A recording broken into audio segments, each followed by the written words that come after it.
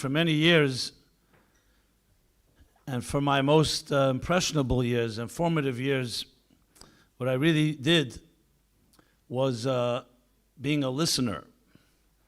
I listened for hours and hours to the Rebbe's words, and our job was to then, especially because it was Shabbos or the holidays, there were no notes taken and no recordings made, so we had to actually, from memory, almost verbatim, recreate 6-7 hours of these talks.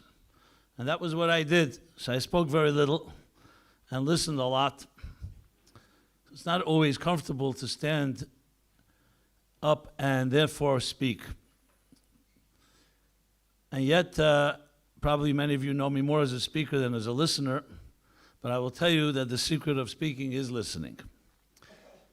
And even though I'm standing up here at the mic, but the truth is, as I learned from the Rebbe, and I hope we all can learn that the real art is to get yourself out of the way and try to be a transparent channel and transparent communicator of a truth that's greater than yourself.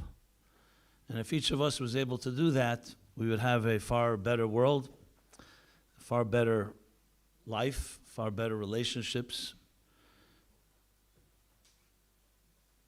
So even though I'm being the speaker here, I will try to channel what I learned and what I absorbed over the many years. Many of these things perhaps are truths that you're already aware of. But it never hurts to go back to the fundamental principles that make us all tick. You know, why are we here in this world? What is our mission? And get beyond the immediate need for survival to get to a point of understanding the great contribution that each of us can make in this lifetime. So I want to begin with a story that actually I was inspired watching the video now. So this is more of a story that I'd like to share about a young man growing up in Crown Heights, USA, in the environment where the Rebbe lived and the Rebbe led the Chabad and the world Jewish community. And like all young people, I'm sure you all remember when you were a little younger, going through his own dilemmas and challenges. And actually, even though he grew up in the Chabad community and the Chabad schools, nevertheless, he was of the rebellious sort, meaning he did not just accept what everybody was telling him. He was not good at listening to authorities, and he was a nonconformist. And he was a troublemaker to some extent. Only thing is, he was smart enough not to get expelled from the schools, so he lived on that edge, and he would challenge in himself personally. He went through many dilemmas in the context of what is this whole thing being a Jew, what does it mean to be a religious Jew, an observant Jew, a chassid. And though the Rebbe was the king on the hill, which means he respected him, he didn't have a personal relationship. And it wasn't easy because there wasn't many people to speak to. I don't know what kind of schools you all went to, but the school he went to, which was a Chabad school, not all questions were always accepted. Certain things were seen as being too sacrilegious, too irreverent. Anyway, long story short, he's going through his own struggles. And then once he's at a Farbrengen, and the Rebbe is speaking about exactly this topic, the rebellion in young people. He was actually talking about the 60s in America, which is known for its rebellious stage of the young rising and challenging the establishment. And the Rebbe said something which caught his attention, and that was this, that most people think when young people rebel and they challenge the system and they challenge their parents and their authorities and their teachers and educators, that it's considered something really dangerous even, or, we'll tolerate it until they grow up and manage. But it's not considered as a positive thing. And the Rebbe said that's a grave error. The rebellion in young people is actually the fire in the soul, the fire in the belly of that young person, man or woman, who wants to change the world, but is frustrated and doesn't know how. Is looking for ways to change the status quo. So that's why they're rebellious, and that's why they challenge. So it would be wise for adults, and I'm paraphrasing, the Rebbe spoke, of course, in Yiddish. It would be wise for adults, if they can't be of help, to get out of the way, but if they want to be of help, to use their seasoning and their experience and their maturity to help young people channel this energy toward a spiritual revolution. Because it's basically unbridled fire. And fire can be destructive, but it could also be a tremendous force for change. And it struck this young man because he never heard anything like that. Actually coming from a Rebbe, a Hasidic Rebbe that stereotypical newspapers would say, an ultra-Orthodox rabbi from a primitive, archaic world, speaking in a more, if you can say, hip and fashionable way than most of his own contemporaries. And it ignited something in this young man. And ultimately, he made the commitment to become one of these revolutionaries, to join this movement, and realized that the Rebbe, though he was dressed up in Hasidic garb in traditional Judaism, was truly a pioneer, a revolutionary, a trailblazer, who's here to change the world and not accept the status quo and do everything possible to create a real revolution. So it perfectly fit in to what this young man, looking back, could say he was like a rebel without a cause. He found his cause. This young man is standing before you tonight. That's me. At that stage, without going into all, I'm not going to share a confession of all my sins, but I will say that what I discovered and never looked back was that I began to look closer at these teachings called firstly the Torah, and especially through the lens of the Rebbe. The lens of the Rebbe, through the teachings of Chassidus, and the more this young man, or I now can say myself, the more I studied, the more I recognized the resonance, I would even call it the music and the poetry of Judaism, and its absolute indispensable relevance to life today. There's nothing more compelling than that, especially for a young person. And that's when I made the commitment over time to become part of this. What I did was I decided, you know what, I want access to this man called the Rebbe. And how do you have access is get involved in what he's teaching. So I was very intrigued by the groups that people, young small group of young people gathering together every Saturday night after Shabbos, when you can write down notes and trying to remember what the Rebbe said. And I became part of that group. And I became better at it. And ultimately, I became the main writer, as was mentioned, in 1979. And had direct access, be able to ask the Rebbe questions. The Rebbe edited many of these talks. And I can tell you, I exploited the opportunity to the fullest. You have access like that. I asked everything. Every time I could find some way to ask a question, whether it's about the Holocaust or about some other theological or Kabbalistic or Hasidic idea, I was there. And sometimes you got it over your head, but it was worth it. It was worth it. Because we were able to extract. And the Rebbe, I could see, he actually enjoyed it. He enjoyed, I wouldn't say he was challenged. We didn't challenge with respect. But still, the Rebbe enjoyed when he said something, and it wasn't just taken for granted. As a matter of fact, the Rebbe would insist that he said, I said something intentionally, and it took 20 years for somebody to realize that I contradicted myself. And I was looking for someone to see if it would provoke them to ask. So I took that seriously, and I took full advantage. I wish I did even more than I did, but I can tell you, because of that, many, many ideas of the Rebbe were fleshed out even more than the Rebbe initially even expressed them. And I'm not saying this to toot my horn, I'm saying it actually just to demonstrate, give you a personal taste of an interaction. Now, of course, the Rebbe is the Rebbe. Everything was done very professionally in writing. It wasn't in person. But it was fascinating. And I will share some of those interactions in my few words here that both are insightful, also in the human touch, the human connection. That besides the Rebbe's ge'enis and brilliance and scholarship and of course piety and level of holiness that's beyond what humans like us can fathom, there was also the human side, the humorous side, and the wit. All obviously not just in any, God forbid, frivolous way, but ways that helped me and helped everybody that the Rebbe came in contact with. And by extension to everyone else that we reach, help become a better person. Help you fulfill the mission for which you were created. And with that said, I felt maybe we should choose a few central themes that I would even say they're transformative principles that the Rebbe introduced, which on one hand are not actually original or new, because as we all know, real truths are not new. There was that professor who spent half his life writing a magnum opus of his contributions, and then he presented it to the wizards of the world to give their assessment.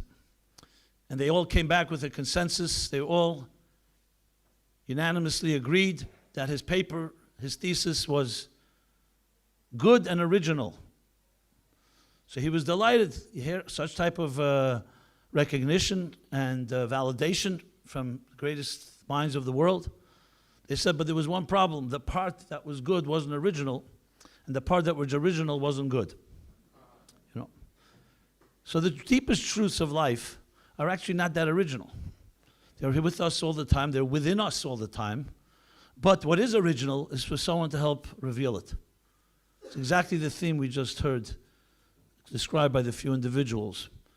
The truest truths are not something that someone gives you. They're there all the time, but you either don't see them or there are too many blocks and too many impediments.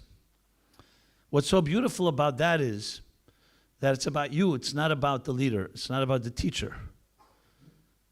And there are very few people in the world, if any, to find a mentor like that can completely help you see yourself the way you are meant to be, not just what you are, what you're capable of, is a great gift. And the Rebbe was that for anyone who came in contact with him, and I include myself as one. But it's not an accident that there are thousands and thousands of Chabad emissaries all around the world today. You know, everyone asks the same question. I've been asked this year and last year. Every year, this time, Gimel Tammuz, the journalists come out. And how is it possible that Chabad should be functioning, let alone thriving, without a CEO? Is there such a thing as a company or business, an organization, entity that without a CEO, without its leader, physically there, can be run for a week? Even with leaders, it barely runs properly. And here it is, 25 years, and 27 years if you take into account the Rebbe's stroke. And the short answer really is very straightforward. And always, everyone I say it to, every journalist, they're taken aback, but then they immediately react very positively. The answer is that Chabad is not a company and the Rebbe is not a CEO. This isn't a business. It's not even a non-for-profit business. It's a spiritual revolutionary movement that began thousands of years ago. And the same question can be asked, how are the Jews here after thousands of years with most of those years no country and no money and no empire and no army and no defense and actually being oppressed?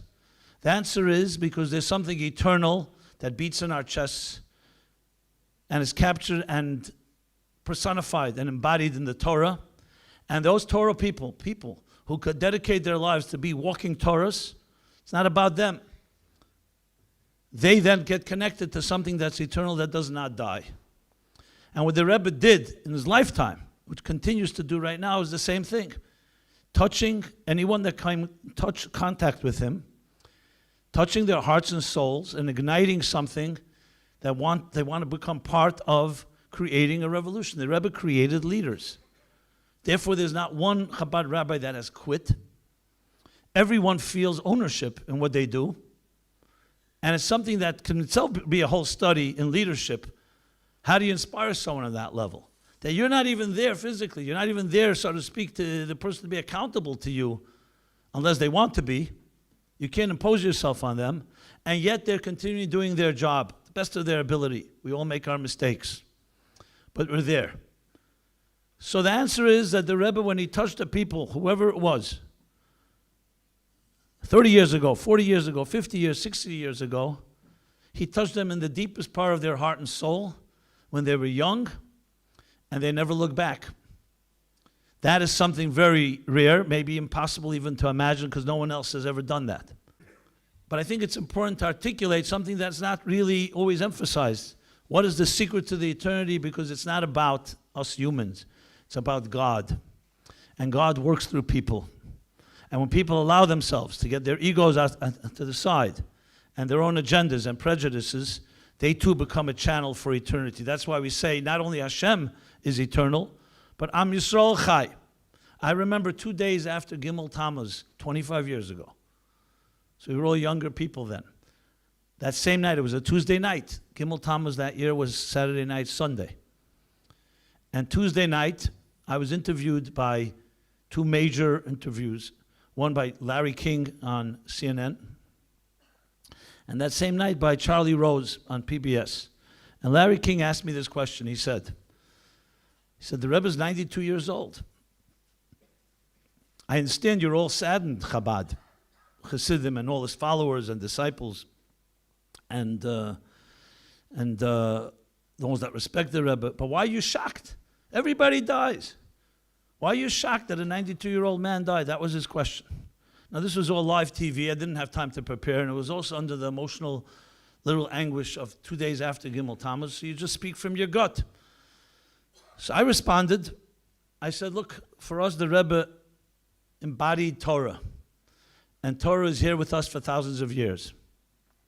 Torah is immortal. So when mortality touches the mortal, it's not just sad, it's also shocking. Now, there was always in the studio, there was always someone to rebut you, the other's opinion. So the other guy sitting there, Larry King turned to him. Actually, there was a break in between. There was a break. So he says to me, he was sitting there with me, he says to me, immortality, are you kidding me? So I said, listen, you're going to have your chance now. You can say anything you like. He says, no. First of all, the sympathies are with you. Second of all, how am I supposed to rebut that? I'm going to say the Rebbe did not embody the Torah, So he couldn't really... He just nodded along and went along. My point is that this isn't, what I just said is not something shocking. It's not something that is politically incorrect. It's simply a fact. And now the proof is in the pudding, and you see it. That is why it lives on. So though we are all, as I said, we all have our mistakes, flaws, and we're not perfect human beings, but we have the ability to commit to something that's greater than ourselves. And when that thing is immortal, which means God and God's Torah and God's mission in this world, that does not die. And Chabad is a living, breathing example of that. In its own way, inspiring people who I meet all the time who are born after they're younger than 25 years old. They're going out who knows where. You can't figure out. They never saw the Rebbe in their life. They only saw videos. And they heard stories. And they read his teachings. Because when it touches you in that place, it doesn't matter. It has that power. So how can we translate this into a force that can help us in our personal lives? So here I want to go over 5 points. There are many, many more, but I think these 5 really capture in words so many ways what the Rebbe really contributed to a generation, which, as we mentioned, is also a post-Holocaust generation. When the Rebbe assumed leadership in 1950, you think of the morale and the mood and the environment of the Jewish people. 1950. 5 years after 6 of 18 million Jews were decimated. And the rest, the 12 million that remained, were in complete disarray. How many orphans and widows and widowers were roaming around Europe, nowhere to go, nobody wanted them. And America wasn't exactly, Judaism was thriving. Assimilation was ravaging the Jews that lived there. How many teachers, how many rabbis, how many community leaders were taken? So you can imagine a mood like that, you'd think, you know what, let's lick our wounds and let's just figure out how to manage. No, the Rebbe did not. He had a whole game plan to go on the offense. It was almost considered insane by some people. What do you do when you have a remnant? You have people who don't know language, they don't have money, they have no families left. And this wasn't just Europe, Russia, wherever you go. The Jews were probably one of the lowest points in our history. To turn that into an offense requires some vision beyond one that's describable, but the fact is that he did it. So I want to share one story, and with that I'll go into these 5 points, which I think are the driving ethos, the driving principles that capture so much of what the Rebbe stood for and what he gave us as the greatest gift to the human race, not just to the Jewish people, to the human race. So 10 years earlier, 1940, is the middle of World War II, middle of the Holocaust, the Rebbe's father-in-law, who the Rebbe repeated his name who knows how many times in his talks. His connection to his father-in-law, you could sense was his own, where he got his energy from, so to speak. So the Lubavitcher Rebbe, Rabbi Yosef Yitzchak Schneerson, arrives to America on a boat, literally from Nazi Europe, one of the last to leave. Middle of the Holocaust, 1940 we're talking about. 12 difficult, arduous days on a ship. Comes to New York. They take him to the Greystone Hotel. And that's where he stayed for a while until they found more permanent residence. It would be a little later that 770 Eastern Parkway was purchased and became central headquarters later that year. So everyone thought the Rebbe would want to rest after such a long journey and his own. And remember, the Rebbe's coming off a boat. Today we have videos in a wheelchair. He wasn't well physically. It was very obvious. Besides the psychological and emotional burden of his own brothers and sisters, his people, his flock, being massacred. So everyone thought he'd want to rest. No, the Rebbe wants to say a few words. I was so taken by this scene, I actually asked people who were living witnesses. Rabbi Yitzchak Groner was one of them, Olav Shalom, and some others that I was able to access at the time. And the Rebbe's sitting there in his chair, and he's speaking to a group of maybe 20, 25 people in the Greystone Hotel, the outer room. And he says the following. He says, and with the whole adamance, with the whole chutzpah, with the whole pride, I did not come here to save myself. I actually didn't want to come here. I would have stayed with my people. God brought me here to demonstrate that America is not different and that we're going to recreate everything that we had in the old home and even greater. That there'll be yeshivas and there'll be schools and there'll be mikvahs and there'll be kosher, and there'll be little Jewish children running around proud to be Jewish. With that whole type of strength that the Rebbe, Lubavitcher Rebbe projected. The people, each one that I spoke to, they said they felt like the Lubavitcher Rebbe was speaking to 1 million people. Afterwards, and we know this from the Lubavitcher Rebbe's diary, and here you'll see what a leader is. Afterwards, a few of the Rebbe's Chassidim who were there and supporters, I wanted to come in and say a few words to the Rebbe. So he led them into his room, and they said, Rebbe, we just heard what you said, and we want to tell you because of our love for you and our great respect for you and your holy father and your holy grandfather and your holy great-grandfather, that this is not going to happen. We want the Rebbe to realize and want the Rebbe to become disappointed, to lower his expectations. We want to just tell you this is not realistic, this is not reality. And out of respect, this was like not people challenging the Rebbe. They were saying, it's not, you know. And the Lubavitcher Rebbe writes in his diary the following in Yiddish. He says, "Man kann sich vorstellen, die Tränen, was eingegossen von meinen Augen, die erste Nacht, was ich mich gewinnt auf einen Amerikaner Boden. You could imagine the tears that poured from my eyes, hearing this from my friends, the first night that I came to American soil." Now, obviously, and thank God, the Lubavitcher Rebbe did not listen to these consultants and advisors. He did what he had to do. And therefore, no surprise that his son-in-law, who came a year later, also out of Nazi Europe, took exactly the same attitude. And in 1950, when the Lubavitcher Rebbe passed on, the Rebbe took the leadership and did exactly what the Lubavitcher Rebbe began doing. But we have a little glimpse into the eyes of our Rebbe, into a visionary. The number one is they're not here to placate anybody, and they're not here to toe anyone's line. They're here to change the world. And they come with the power of Hashem, with God, and the Torah. And when you have that, you are formidable. nothing can stop you. And there's no difference if you're in a wheelchair or if you're weak, or even in the middle of a Holocaust and 6 million Jews, Rahman al-Islam, were taken. You forge ahead. Doesn't mean we're not in pain, doesn't mean we're not sad, we're not in denial. But how do you channel that grief? You channel into transformation. So with that stage being set, 1950, the Rebbe assumes leadership, and we see it in his words, because the Rebbe was a man of words, where it's all documented today, recorded. You can listen to it, you can watch it. I, a person who's done my whole life, I've been dedicated to this. I study it all the time, because it's me, it's not just a nice understanding of the Torah and interpretations in Chumash and Bible or Rambam or Zohar or Kabbalah and other Sfarim. Halacha. It's actually a tremendous and maybe an unprecedented story of human history. And while you're living it, you don't always appreciate it. But when you step back a bit and you share it with others, you suddenly realize, wow, this is something mind-blowing. And we're going to spend on the 25th year of the Rebbe of Gimel Tammuz. What better tribute is there to actually articulate this power and how it affects us personally? So here are the 5 things I want to share with you.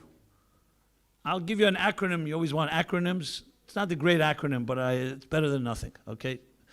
For the memory. So today, iPods are popular, right? So this is MyPod, M-I-P-O-D. That's the acronym. I present the acronym of 5 letters: mission, initiative, persistence, opportunities, and destination. MIPOD. So let's start with this. You don't need to be a big businessman to know. Business 101 is what's the first thing you need if you're going to start a new business or a new organization or a new entity. That is, you need to have a mission. They call it a mission statement, a vision statement, a mission statement. Now, if someone were to tell you, listen, I want to start a business, I would like your investment, and you say, okay, what's your mission? And they say to you, well, we haven't developed one yet. Or, I have a bunch of options. Or, it's so long, I don't know if you have the patience to sit here and listen to it. What would be your attitude to that? I don't know if you'd kick them out pleasantly or unpleasantly, but you're definitely not investing with someone who doesn't have a mission. Forget about infrastructure and how you're going to implement and execute. That's the basis thing. You have to have a mission. So let me ask you a question. I've asked this to thousands and thousands of people in audiences around the world. If a company cannot function without a mission statement, it would seem logical that a human being shouldn't be able to function without a mission statement. What is your personal mission in life? What do most people answer? You know what they answer? Some say to make money. With that I can buy anything.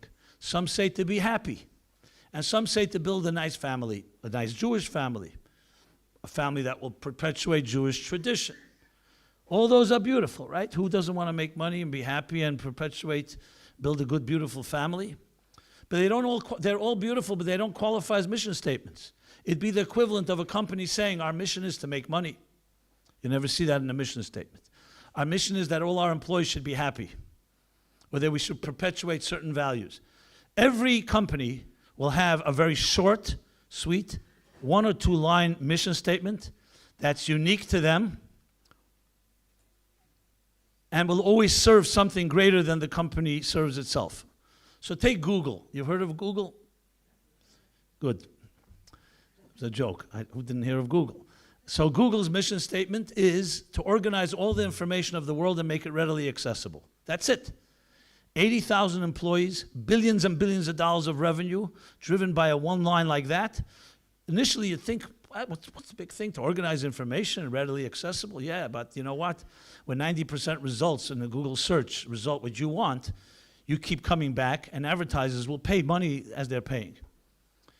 So it's not about making money. The money is an outgrowth of fulfilling a mission. The mission is to serve a need that's not about them, a need of people to find information. You go across mission statements. I've studied many mission statements. They all fit the same category. So therefore, when someone asks you, what's your personal mission, it's not enough to say to be happy, make money, and build a good family. That's generic. That's too generic. You have to include in it what is unique about you and your faculties and your skills, your skill set, and how are you using it in some way to improve life? And if you don't do that, that's not a mission. So then you'll say, 1 second, I'm living half my life, and I don't have a mission, and I'm doing pretty well. Why is it that it's necessary? The answer is, you know why you're doing well? First of all, who defines what well is? A company can't afford that statement because there's a thing called accountability. If you're not going to have a mission or you're not going to live up to your mission, the company will start failing. Even running a company with 2 people is difficult. Imagine hundreds of people. The inefficiency, the lack of focus, the waste of resources, the misdirection of resources will take its toll. And money talks, and the debtors will come knocking at the door. In our own personal lives, we don't necessarily have such accountability. Who are we answering to? If my life is not working, who cares except me? And I convince myself it is working. That's the difference. The difference is that in business, there are real benchmarks and criteria. So the first and single most thing in a person's life, and this I could say is literally an undercurrent of almost every line of the Rebbe's words, is that we were sent to this world on a mission. We didn't fall here by accident. We didn't, it's not so much like, I don't know where in the United States, there's a son, a boy, a young man, he's suing his parents, literally suing his parents because they brought him in this world without asking him permission. How they were supposed to do that exactly, we don't know. But now he's suing for all expenses of his entire life. I didn't ask to be brought here. You brought me here. You got to pay for everything. It's already been resolved. He lost. He didn't realize that his parents are both attorneys, you know.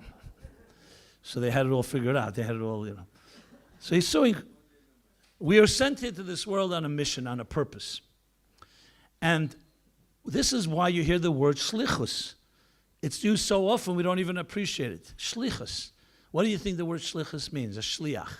It means you're an emissary. You're not here just to be here. You were sent here. You were put here for a reason. Are you living up to the reason you came to this world? And it's a question that the Rebbe would pose, that a person should ask themselves literally every moment of their lives, every morning at least. Not to make us feel guilty and so on. On the contrary, it's empowering. It means that the world needs you, and God felt it necessary to put you here because you have a mission to accomplish that you and only you can accomplish. I remember once, more than once, but I remember once at a Farbrengen. Farbrengen, the Rebbe would sit in a room, thousands of people all over. If you've ever been there, you know what I mean. If not, you see it on the videos. And I remember once the Rebbe at a Farbrengen, it was, I think, Shabbos, and the Rebbe said this line. He said, every person, and I remember rarely the Rebbe looked around in the middle of his talk, but he looked around for that moment. And he said, everyone, every individual has a mission to fulfill that you and only you can accomplish. You know how empowering that is? 7.5 billion people on this planet. Most of us don't think we are that significant. We don't. You know, it's like sand, a grain of sand on a beach. How significant is it? But then you hear you were chosen. You were chosen by Hashem, by God. Took your soul from a very spiritual place, sent it to this material world with all its challenges because you have something to accomplish that no one else can accomplish but you. So you can imagine that the Rebbe meeting any person, that was always on his mind. Rabbi Sachs just said it. We heard on the video. Ask anyone. That was always the question. The Rebbe said, so what are you doing with your life? There was never a situation with the Rebbe where, yeah, people asked the Rebbe for blessings and for this. The Rebbe always turned it around. So what are you accomplishing? In a positive way, an empowering way. So number one is a mission-driven life. And the exact opposite of that, I think, is pretty obvious what it is, was a life driven by circumstances. We react, which leads me to point number two. We are reactive people. Someone has a demand, makes a demand, you respond. Whether it's a spouse, whether it's at work, whether it's whatever. Initiate, to be proactive and not a reactive person. That in any situation you're in, you need to initiate. You're not there to be influenced, you're there to influence. My father was a journalist, and he would always tell me this line. He says there are 3 types of people. People who make things happen, people who watch things happen, and people who ask what happened. So which one are you? And today, especially with the media, we're all voyeurs. We're all watching other people do things. The Rebbe said you have to make things happen. There was a man called Shimshon Stock in Crown Heights. He was like Milton Tevye, the milkman type of guy, the Crown Heights Tevye. If those that knew him. He told me once the story that when he was a young man, a bocher, a student, it was the mid-40s rather, and the Rebbe, who was then known as the Ramash, he wasn't Rebbe yet, he would study with him 15 minutes or a half hour every Saturday night after Shabbos. Gemara they learned. He wasn't a great student, and the Rebbe showed a way to help encourage him, inspire him. Anyway, one Saturday night comes around, and the Rebbe's there, and the guy doesn't show up, Shimshon's not there. The Rebbe goes out on the porch in front of 770, he's looking to see, and there he sees Shimshon's running to the subway station. In front of 770, there's a subway station, Kingston Eastern Parkway. And the Rebbe motions to him. He comes over and he says to the Rebbe, I can't study tonight. There's something I must do, very important. The Rebbe said, what's more important than learning Torah? I can't tell you, but it's more important. The Rebbe said, it's not fair. I've already given time. I've committed my time with you. At least tell me what's more important. So he says, well, the Brooklyn Dodgers are playing the New York Yankees. There's the two baseball teams in the United States. And here it's a form of cricket is the closest thing to it. American baseball, which is Americanized version, yes. Perfect for commercials and advertisements and all of that. And that time, in the 1940s, a team called the Brooklyn Dodgers were based in Crown Heights, actually. A place called Ebbets Field, now Bedford and Crown. Now it's apartment buildings. In 1955, they moved to Los Angeles. They're the Los Angeles Dodgers today. So they were playing the New York Yankees, which was considered a big rivalry, because this is Brooklyn, New York. And he's going to the game. And then the Rebbe says to the Rebbe, and by the way, if the Rebbe wants, if you want to come along, I can get an extra ticket. The Rebbe declined, smiled, and said to him, let me ask you, how much are these tickets? So what did it cost back in the 40s? 7 cents, 10 cents, whatever it was. So the Rebbe said, let me understand something. You're spending 10 cents, which was a lot of money then, relatively, to do what? To go to a stadium to watch other people play a game. And I'm offering you to be a player in the game for free. I don't know if he understood at the time. He told me, I don't know if I understood at the time, but I still rejected his offer. And you know what? It's now 60 years later, and I'm still watching other people play the game. And I never became a player in the game. I don't know if that's completely correct, but that's what he said about himself. So that's called an initiator. We live in a world that's very easy to be a bystander. We call observant Jew. You're observing others. And the Rebbe, that was not acceptable. Initiate. Initiate doesn't always mean a dramatic revolution in the world, something radical.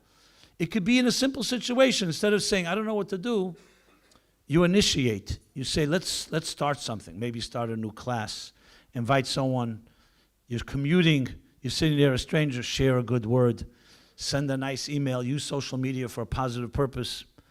You just have to apply yourself. But it's a different way of thinking. It's not just a difference, okay, I'm initiating. It's a different way of thinking. Are you an initiator or are you just a reactive person? Now, obviously, when you're driven by a mission, it's a lot easier to initiate. So that's point number 2. Number 3, persistence.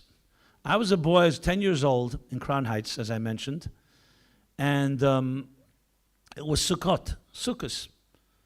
Sukkos, in those years, the Rebbe had a custom, he would have a farbrengen twice during the holiday, well, more than twice, but twice in the Sukkah. And that particular Sukkah is 1966, Tafshin Chav Zayin, was torrential rains, like when I landed here, more or less. But it was 7 days in a row. Raining and raining and raining. That I remember. There was a farbrengen in one of those rainy. Were you there, Chav Zayin Sukkahs, Rabbi? Yeah? Okay. Now, a Chabad Sukkah, as you may know, has very thick layers of evergreens. So that's very good at the beginning of a rain, because till the rain gets to you, it takes a while. But it's not good once it gets saturated, because then the globs start coming down, very uncomfortable. You know, you're sitting there, and here suddenly a glob comes down your neck, and here's down your this and down that. So here we are, Sukkot, the Rebbe's sitting there. I'm a little kid, I couldn't hear the Rebbe, but I see the scene. The Rebbe's sitting there, completely oblivious to the rain. Everybody else is there out of respect to the Rebbe. And I can't say what I remember I remember the scene. I don't know what I said and processed it, but in retrospect, I'll tell you what the impression it left on me, till this day. Here's a man, he's sitting in a pouring rain. We have a thing in the world, it's called a rain date. If it's raining, you reschedule for tomorrow, for the next day. And now, they weren't eating a meal. It wasn't like they had to be sitting in the sukkah. If the Rebbe wanted, he could have had a farbrengen inside the building, so they won't say l'chaim. But no, this is what the Rebbe did on Sukkot. It rains, doesn't make a difference. This is what you do. It's not a mitzvah to be sitting in the sukkah then, but that's not going to stop a farbrengen. What I learned from that is the relentless pursuit to the point of absolute persistence of something good. And you never stop. There's many things to say. I'll tell you, the Rebbe said a mimer then. Everyone thought mimers, and the Rebbe had a certain sense of humor. What was the mimer that year, 1966? V'shafta mayim b'sosin, of course, which is a Sukkot mimer, but I don't think the Rebbe would, that when you draw water with joy. The point is persistence, that you never cease. I remember one of the summer months, my parents once rented a house not far from New York, by the ocean, not too far so my father could go to work. So I would go there in the evenings. I was already a student in yeshiva. So I would go there sometimes for my mother's dinner. You know that feeling, right? Anyway, sometimes I'd go out to the beach, and I remember one night staying there all night, watching the beach. You know, these young, ideological, naive people like myself, and I'm watching the beach and the relentless waves. And I said, maybe the waves will stop for a moment. I'm going to stay all night and see if it ever stops. And it never stopped. And I learned something. And Chassidus talks a lot about how nature, there's miracles that happen. Those that happen sporadically. But nature has a certain relentlessness to it. Loyish Beisur, that never rests. And when you think about it, that in a way is even a greater miracle. Because it never ceases. Those waves reminded me the power of the relentless of the Rebbe. Persistence. The unbelievable persistence, the patience necessary, the commitment necessary. Because we all have moments where, you're under the weather, you're over the weather, you're not in the mood. Now, obviously, the Rebbe was not subject to those whims, but that relentlessness and sitting with people who were subject to such whims and vicissitudes, and the Rebbe never ceased. It was like a never-ceasing power. Now, that captures you when you see it. It affected me because years later, when I started a class, I remember a class I still give till this day, Wednesday night class. As a matter of fact, I recorded one because I was coming here, so I recorded it before I left. So it's 1982. There are many excuses I had that I could have stopped it, but I never forgot the rain of Sukkot 1966, which was one of many examples of persistence. You start something, you never stop. How many things have we started, whatever, we stopped? You cannot imagine that power. Everyone knows the story of Rabbi Akiva, the relentless power of a drop after a drop of water that affected him so deeply. When he saw a stone that was born through, like drilled through, and he wondered, how did a hole like that born through a stone? And he realized there was drops of water from a river or a little brook nearby, drop after drop after drop. The negative of it is, everyone knows, Chinese water torture. But the positive is the power of consistency. It's not even how much you do, but it's consistent. We call kvias itim l'Torah. It's not how much you learn, but it's consistent. You have a schedule, and that is the power to change worlds. So that's number 3, persistence. Opportunities. It was Rosh Hashanah Yom Kippur, 1989. My father, who had a close relationship with the Rebbe, relatively, spent many hours with the Rebbe. It's a whole other farbrengen of its own. I can talk about that. That year, my father suffered a mini stroke, and he ended up Rosh Hashanah Yom Kippur in the hospital. I was called by the secretary of the Rebbe that the Rebbe wants to see me. So I went by the Rebbe's room, and the Rebbe gave me, it was Erev Yom Kippur, the day before Yom Kippur, so the custom is lekach, which is sweet honey cake. The Rebbe gave me a piece of honey cake and said, give this in Yiddish, give this to your father, he should have a sweet year. And zogem, as het verendigt in zijn schliches, for was mit hem geschickt in Spital, wird man ihm arrest losen. That when he'll finish the mission for which he was sent to the hospital, he'll be released. So I immediately ran to the hospital. My mother was there, my father's lying there. I give him the cake, I tell him what the Rebbe said. My mother starts running around and doing miftzoyim, and she's talking to this one. My father calls her back and says, listen, I'm the one in the hospital. It's my mission. You're my guest. You're my wife. And my father did whatever he had to do. Just to show you that it wasn't a joke, the day after Yom Kippur, Rabbi Chadakov, the Rebbe's chief of staff, his main secretary, shows up at the hospital to visit my father. And he says that the Rebbe is asking, did you finish your shlichus yet? Did you finish your mission here? Now tell me something. Who wants to go to hospitals? God forbid. Nobody wants to be in a hospital. The only reason he was there because he had a stroke. He had no choice, especially Rosh Hashanah Yom Kippur. The Rebbe looks at it this way. No, everything is an opportunity. It's true the ostensible reason you were brought there is because of the illness. But now that you're there, you're not just a victim. You're not just here to be healed. You're here to achieve something that only you can achieve because you're in this situation. Can you imagine thinking like that? Now, obviously, a man on a mission who takes initiative with persistence is going to think like that. But it's a whole different way of looking at things. Now, you think something that we're not capable of? I see people very capable of it in their own selfish way. You look at heads of businesses, you see them at a conference, you see them at a reception, you see them in any event, they're always looking for opportunities. Everyone they meet, immediately they think, how could this person be a resource? How can this person be a vendor or a customer or a client? How could I cross-pollinate with them?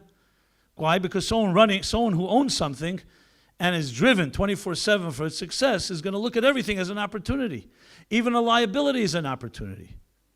And the Rebbe taught us to be opportunists like that. Here, I was traveling. I was once invited for a Shabbaton in East Hampton, New York. You've heard of this place?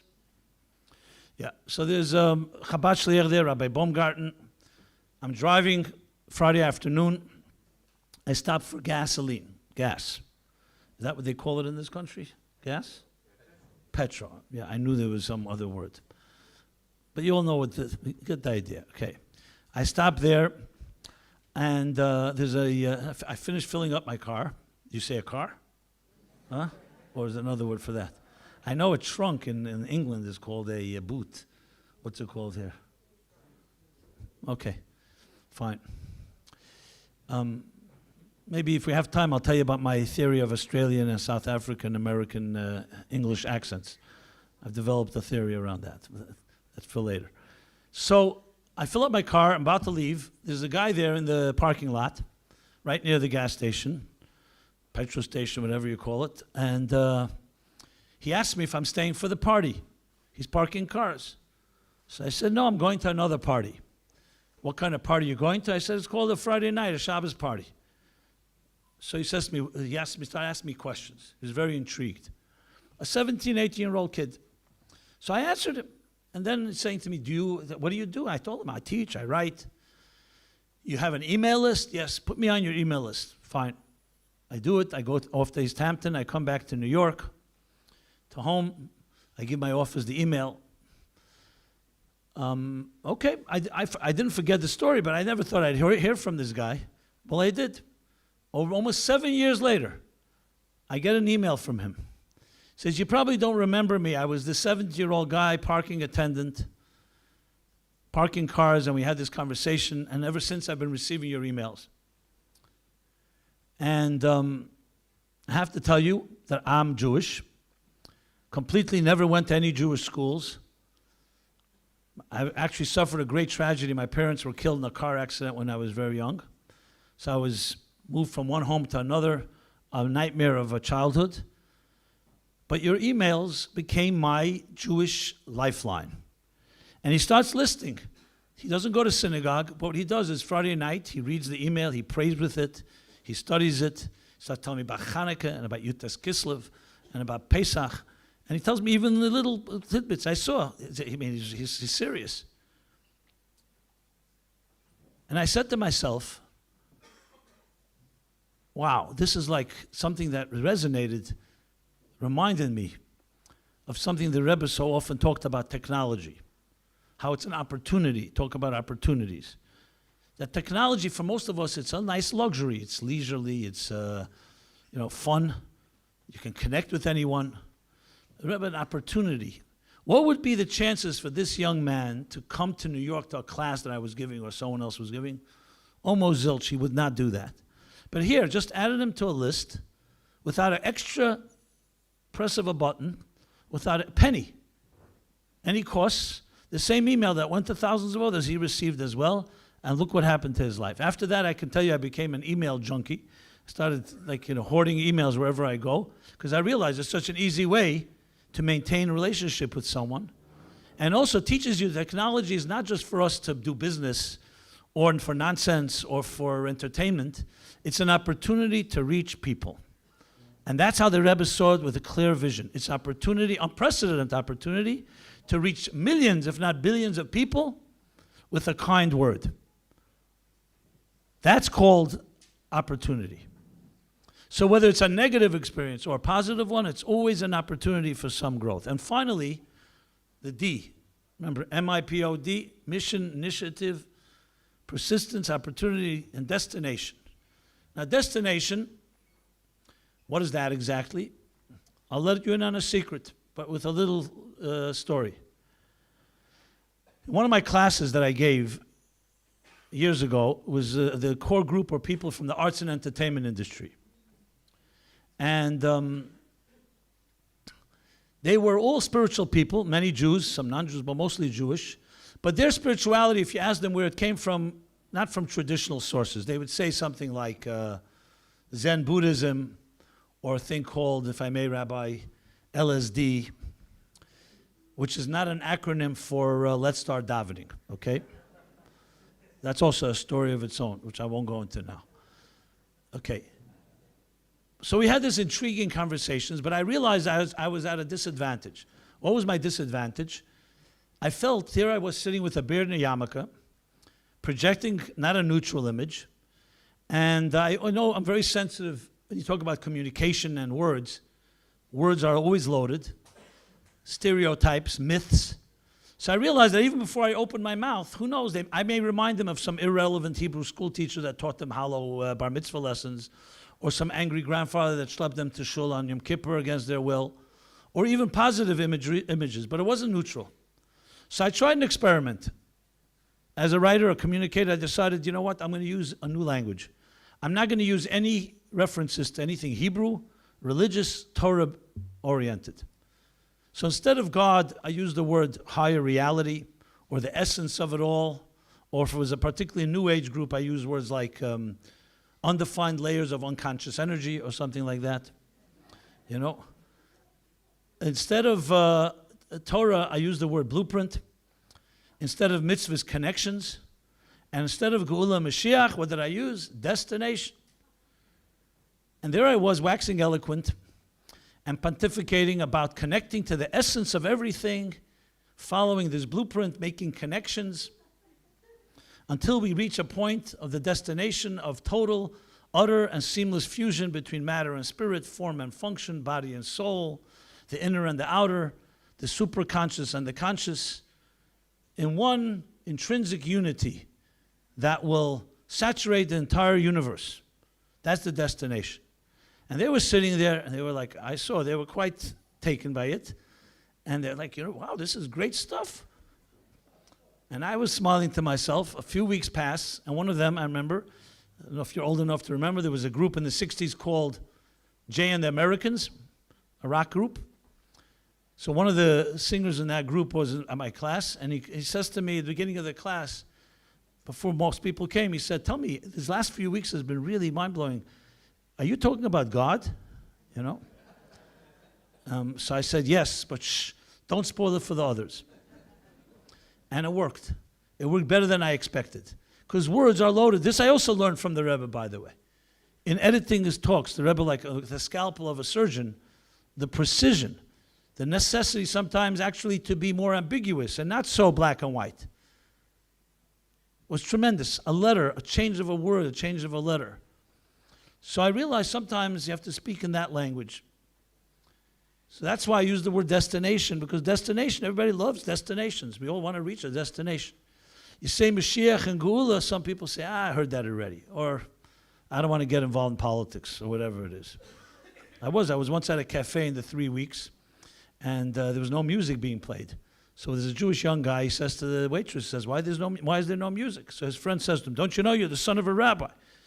This is the 3 weeks when the temples were destroyed. You know, the Babylonians destroyed the first temple, the Romans the second temple. So he says, I don't get involved in politics, okay? You know, Romans, Babylonians, you know. Most people, Mashiach, Geula, either the word means nothing, or it's loaded and has all kinds of distorted meanings. Well, that simple meaning of it all is that life, history, each one of our lives is part of a destiny. We're going somewhere. Jews always knew that. That's what kept them alive. When they were in Mitzrayim and suffering, they knew there's a destination. They were promised, we're going to the promised land. And then when the temples were destroyed and we went into Golus, we knew we're going somewhere. And we davened 3 times a day toward that place. Not just geographically, but spiritually, that we're going to a destination. And there will be an end. There is a light at the end of the tunnel, and it's not the light of the oncoming train.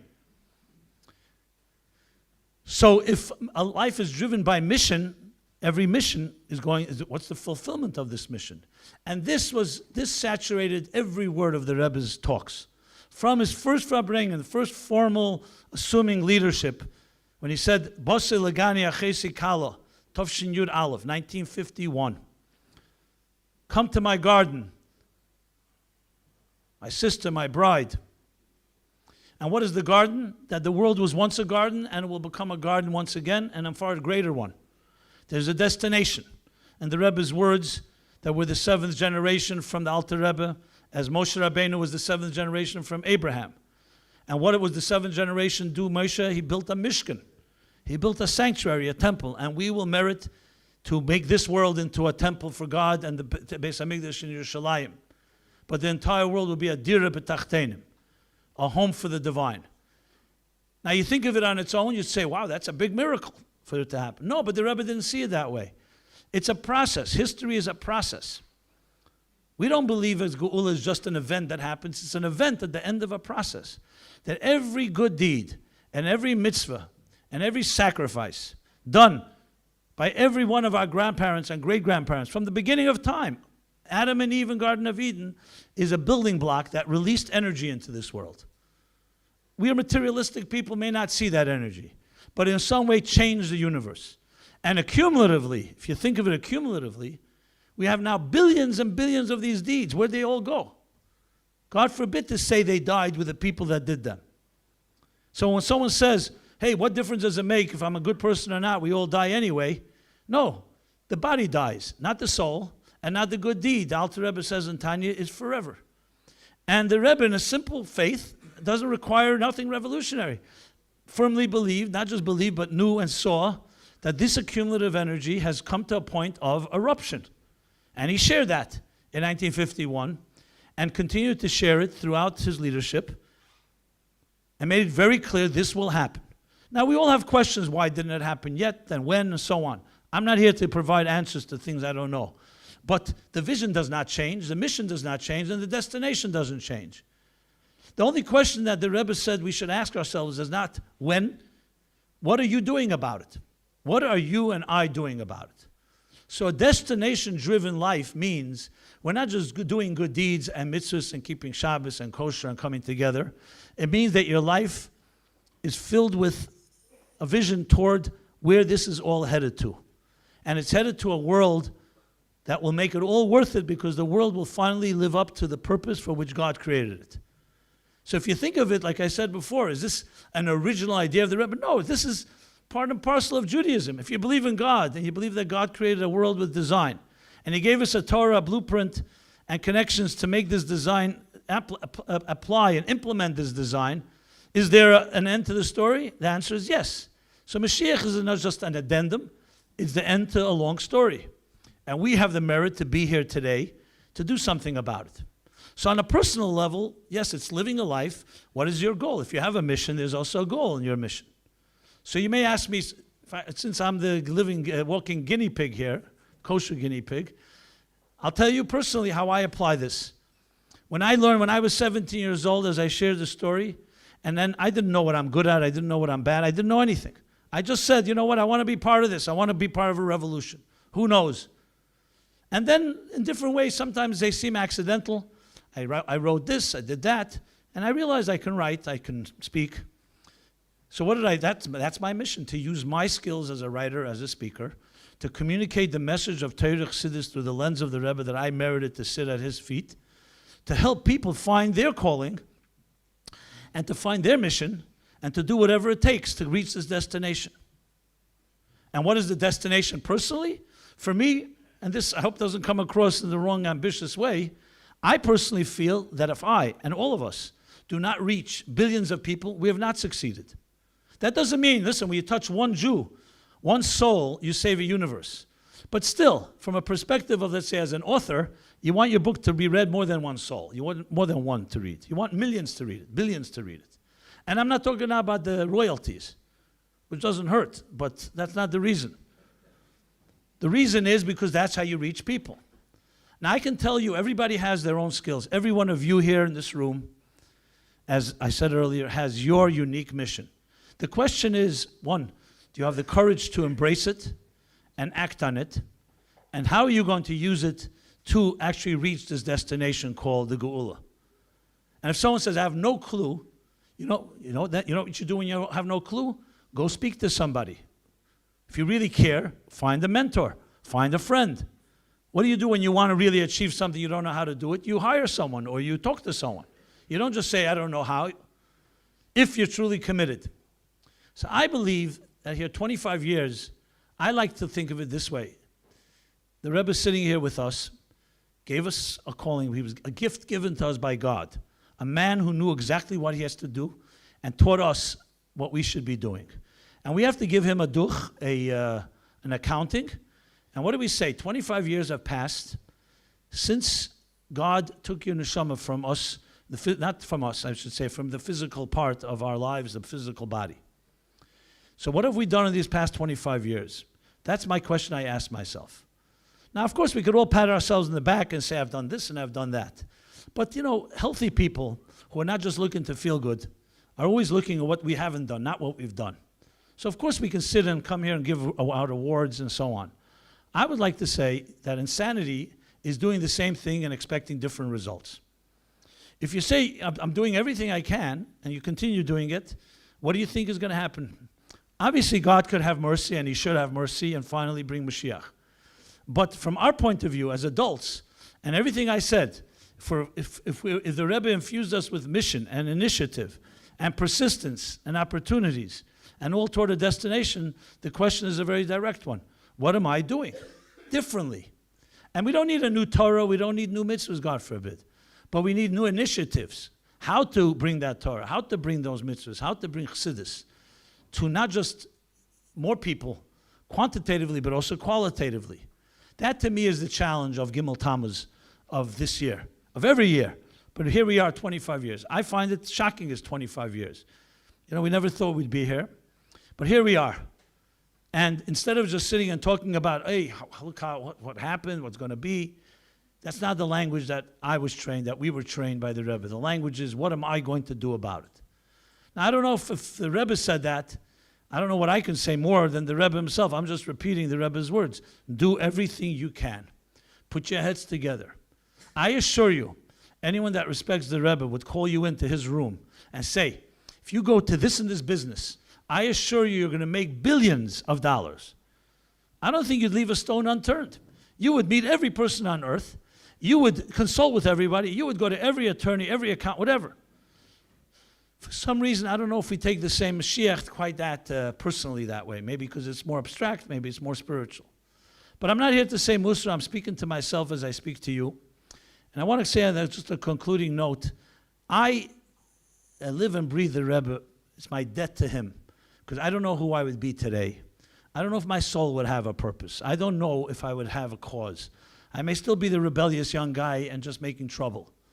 I still try to make trouble, but good trouble, if you know what I mean. Disruption, as they say. So I have a tremendous debt that I never forget. Not a debt with pleasure, with joy. Not a debt that I have to repay. Because I really feel a man that gave his life 24/7, and I saw with my own eyes, that literally did not rest to fulfill this general mission and people's personal mission. And I mean, the hours that the Rebbe would have that restraint and patience, like literally like a mother and a father to a little child who's spoiled or just mediocre or childish. That type of commitment of a man of that stature who paid such a price, to me, it would be a disgrace, an embarrassment, if we didn't do everything possible to make sure that his mission is fulfilled. What breaks my heart is when I speak to people and they say, yeah, you Lubavitchers, okay, now you're one of us. Once you believed Mashiach was going to come and you were doing everything, now it didn't work out, so now you join the club. We're going to kosher pizza tonight, or sushi, or hamburgers, or whatever it is. It breaks my heart because it's like when they see anti-Semites that say, yeah, where's your God? Ayeh lekechem. It's one of the worst things possible. Where's your God? Where's your great God? When the Holocaust came, or this happened, or that happened. So I, for one, will say to you that I will not leave any stone unturned. This is the reason I come here, to be honest. Schlepping here is a long trip. But nevertheless, I feel that we have to all join forces. And it's simply, I mean, the word disgrace is the word I would use. I don't like to use a negative word. It should come from positive places.